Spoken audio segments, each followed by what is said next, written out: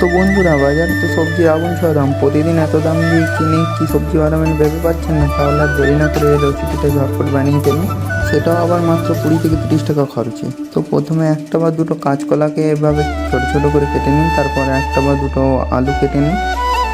বাজারে বাকি সবজির দাম যাই হোক না কেন, কাঁচকলা কিন্তু 5 বা 6 টাকা পিস পেয়ে যাবেন। সাথে মুদিখানার দোকান থেকে আনা কিছু সয়াবিন বড়ি একটা পাত্রের মধ্যে ভিজিয়ে দিয়ে দিন। তারপরে উনুনে কড়া বসিয়ে কিছুটা সরষের তেল গরম হতে দিয়ে দিন।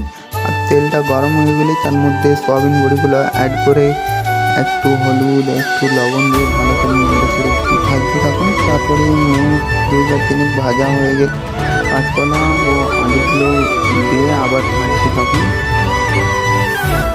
আবারও একটু ভাজা হয়ে গেলে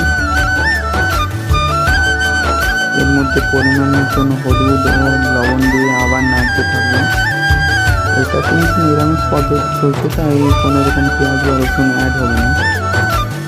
এইভাবে ভাজতে ভাজতে কলাগুলোর মধ্যে একটু ভাজা ভাজা ভাব আসলে আমি এর মধ্যে বাটা মশলা অ্যাড করে দেবেন।